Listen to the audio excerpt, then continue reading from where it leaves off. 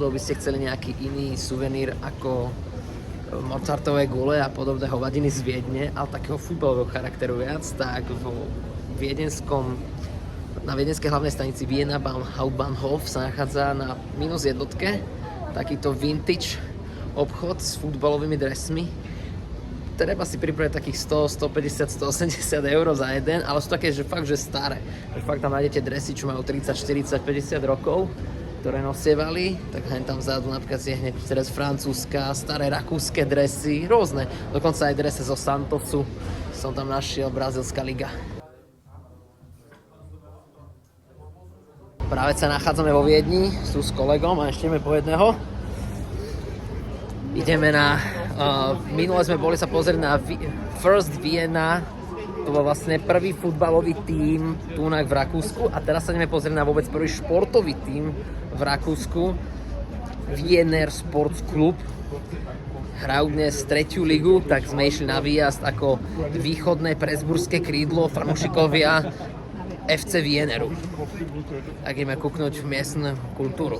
V rámci športu, na športové podujatie, ideme na bicykli. Chudák.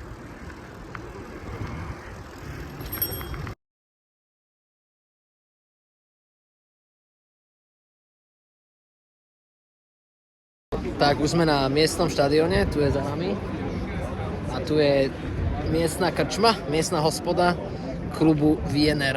Takže už čo za chvíľu začína, dali sme s Tomasom bicykel, takých 20 minút. A teraz už sme na mieste činu, na chvíľu to začne.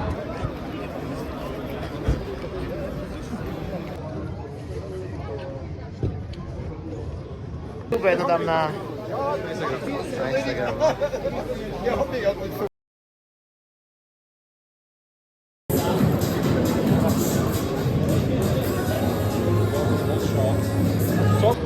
Tak už sme na štadióne, 17. Becírk je to a na druhej strane môžete vidieť rok, kedy sa založil tento klub, ale pôvodne to bol športový klub, až neskôr sa vytvoril aj futbalový.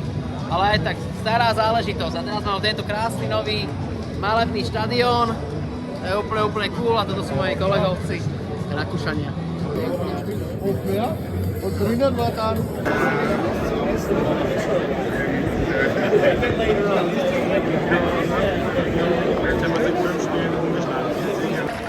Sme v kotli, kotol Wieneru, teraz sme skončili pokrik, ale zaujímavá atmosféra.